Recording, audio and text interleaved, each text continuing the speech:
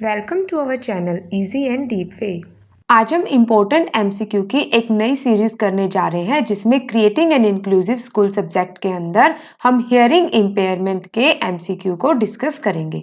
इससे पहले हमने इम्पेयरमेंट और डाइवर्सिटी और विजुअल इम्पेयरमेंट की वीडियो प्रोवाइड की है जिसमें इम्पोर्टेंट एमसीक्यू दिए हैं। उनका लिंक आपको ऊपर सजेशन बॉक्स में गिवन है, प्लीज वो वीडियो देखिए, उसके बाद आपको ये टॉपिक और भी अच्छे से समझ आएंगे। तो चलिए शुरू करते हैं। इम्पेयरमेंट, तो सबसे पहले हमें पता होना चाहिए कि इम्पेयरमेंट क्या होता है। इम्पेयरमेंट मतलब कमी, किसी भी पार्ट में कमी होना। वो विजुअल भी हो सकती है, हियरिंग भी हो सकती है, मेंटल भी हो सकता है, लर्निंग भी हो सकती है। तो इसके ऊपर भी पूरी की पूरी वीडियो का कंसेप्ट भी गिवन है और एमसीक्यू भी गिवन है, आप वो देख सकते हैं। तो फर्स्ट क्वेश्चन है इसमें, a hearing impairment refers to. तो क्या होता है hearing impairment? Partial loss of ability to hear, complete loss of ability to hear, both या फिर नन। तो जो हियरिंग इम्पेयरमेंट होता है यानी कि जब हमें सुनने में कमी होती है, वो पार्शियल भी हो सकती है और कंप्लीट भी हो सकती है।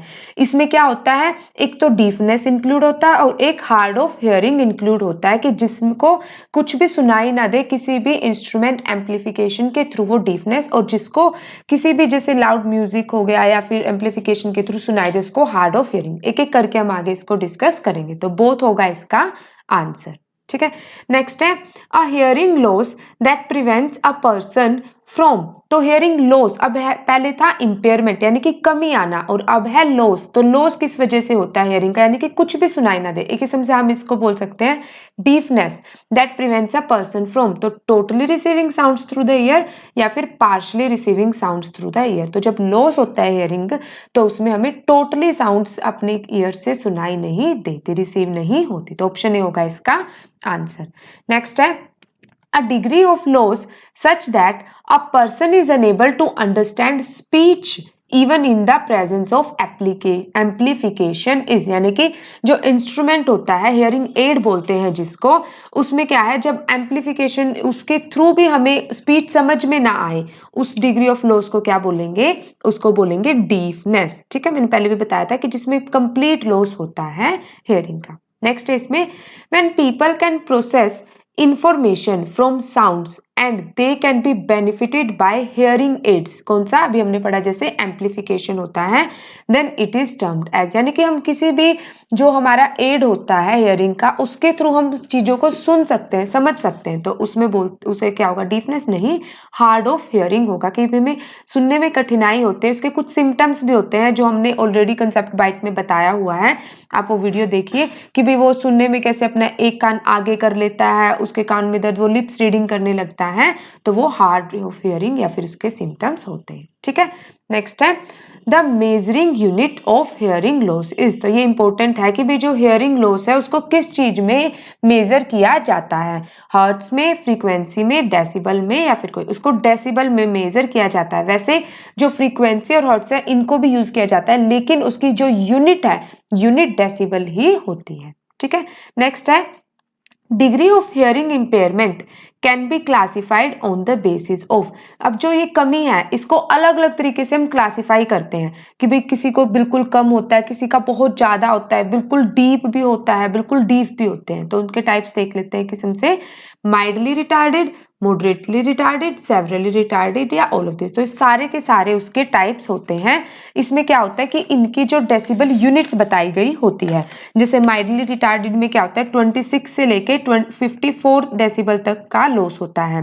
मॉडरेटली रिटार्डेड में 55 से लेके 69 डेसिबल तक होता है, और सेवरली रिटार्डेड में 70 से लेके 89 डेसिबल तक हियरिंग लॉस होता है। तो ये सारी की सारी यूनिट्स में मेजर की जाती है। ठीक है, नेक्स्ट है इसमें, dash children have difficulty in hearing distant sounds and require hearing aids और माइक्रोस्कोप विद लाउड स्पीकर्स। यानी कि जो बच्चे होते हैं जिनको सुनाई तो देता है लेकिन उनको थोड़ा सा लाउड बोलना पड़ता है, या फिर कोई भी ऐसा हियरिंग एड्स है जैसे माइक्रोस्कोप या एम्पलीफिकेशन, उससे सुनाई देता है, उन चिल्ड्रंस को क्या बोलेंगे, माइल्डली रिटार्डेड। यानी कि उनकी जो हियरिंग जो इम्पेयरमेंट है वो थोड़ी सी ही होती है, जो कि मैंने अभी बताया कितनी होती है, 26 से लेके 54 डेसिबल तक। ठीक है, नेक्स्ट है इसमें, dash childrens have difficulty in hearing distant sound. यानी कि दूर की चीजें सुनाई देने में दिक्कत होती है, एज वेल एज साथ साथ नियर साउंड्स, तो उन्हें पास का भी अच्छे से सुनाई नहीं देता, of low frequency and pitch, जो बिल्कुल बिल्कुल आराम से बोलते हैं, फुसफुसाते हैं, वो चीजें भी उनको अच्छे से समझ नहीं आती, तो उनको बोलेंगे मॉडरेटली रिटार्डेड चिल्ड्रन। ठीक है, तो ये एक किस्म से इनकी डेफिनेशन है। इसमें कितना होता है 55 से लेके 69 डेसिबल तक हियरिंग लॉस होता है।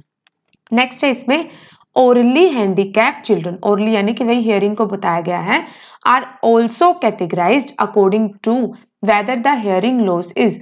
तो मतलब जैसे हमारे पास दो चीजें थी, एक डीफनेस और एक हार्ड ऑफ हियरिंग, तो उनको क्या एक और नाम दिया गया है, उनको बोला गया है कंडक्टिव, जिसमें बहुत ज्यादा लॉस होता है हियरिंग का, और न्यूरल यानी कि जिसमें हमारी जो नर्वस सिस्टम होती है उन तक जो मैसेज पहुंच नहीं पाता। तो ये दोनों के दोनों ही क्या है, ओरली हैंडीकैप हैं, जो कि कैटेगराइज किए गए हैं। ठीक है, नेक्स्ट है इसमें dash is cause due to blockage और डैमेज इन द आउटर और middle section of the ear, यानी कि अब जब हमारे जब ईयर मिडल ईयर होता है उसमें ब्लॉकेज हो जाती है, कोई फ्लूइड इकट्ठा हो जाता है जिससे हमें सुनने में परेशानी होती है, तो उसे क्या बोलेंगे, उसे बोलेंगे कंडक्टिव हियरिंग लॉस। ठीक है, तो ये क्या होता है भी कंडक्ट होना, कि भी क्या होता है फ्लूइड कंडक्ट हो जाता है हमारे मिडल सेक्शन में, किसके, और आउटर सेक्शन में ईयर के।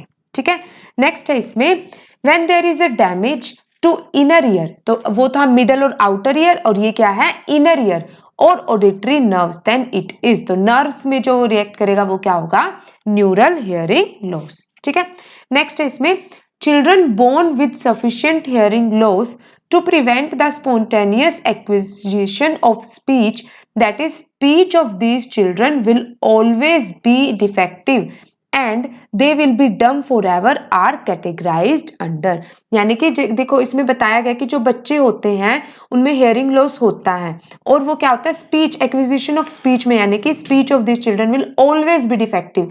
ये माना जाता है कि भाई मान लो कोई एक सेंस काम नहीं करता तो दूसरे सेंसेस भी उससे इफेक्ट होते हैं, तो अगर सुनाई नहीं देता तो उसकी स्पीच भी इससे इफेक्ट होती है और वो कभी भी करेक्ट नहीं होती, and they will be dumb forever are, तो वो हमेशा डम रह जाते, तो उन्हें बोलेंगे बोर्न डिफेक्टिवनेस। तो वो जन्म से ही उसके कॉजेज होते हैं, जैसे वो प्रीनेटल भी हो सकता है जिसमें मैटरनल रूबेला टोक्सोप्लोमेसिस वगैरह होते हैं, ये आगे हम डिटेल में इनको डिस्कस करेंगे। ठीक है, नेक्स्ट है इसमें those people who are not hearing impaired by birth but lose hearing ability before the development of language and speech come under, यानी कि जन्म के टाइम पे तो वो ठीक थे, लेकिन जब वो लैंग्वेज जब वो बोलना शुरू करते हैं उससे पहले ही उनमें कोई हियरिंग एबिलिटी यानी कि डिसेबिलिटी लॉस हो जाता है, तो उसको क्या बोलेंगे, उसको बोलेंगे प्रीलिंगुअल डिफनेस। तो इसके नाम से ही पता चलता है, लिंगुअल यानी कि लैंग्वेज के डेवलप होने से पहले जो डिफनेस होती है। ठीक है, नेक्स्ट है इसमें व्हेन चिल्ड्रन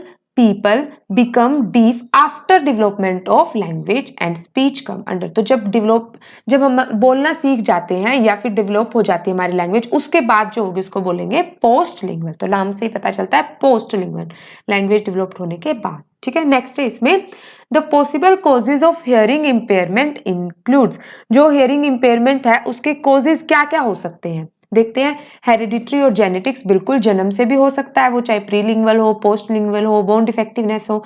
एक्सोजीनियस कॉजेज, बिल्कुल ये भी हो सकते हैं, इसमें भी वेरियस कॉजेज है जिनको हम आगे एक एक करके डिस्कस करेंगे, तो बोथ होंगे इसके कॉजेज। ठीक है, नेक्स्ट है इसमें under hearing impairment post natal causes include, तो जो पोस्ट नेटल कॉजेज हैं जो हमने पढ़े थे कि जो बर्थ के बाद होते हैं वो कौन से होते हैं, वो होते हैं meningitis, otitis media, tuberculosis, mumps, measles etcetera. तो ये सारे के सारे कॉजेज जो होते हैं बर्थ के बाद होते हैं। अब मेनिंगिटिस क्या होता है, इसमें जो सेंट्रल नर्वस सिस्टम होता है उसमें हमारी जो हियरिंग लॉस होती है और इसको सुनने में परेशानी होती है, इसको में डीफनेस भी हो सकती है और हियरिंग लॉस भी हो सकता है।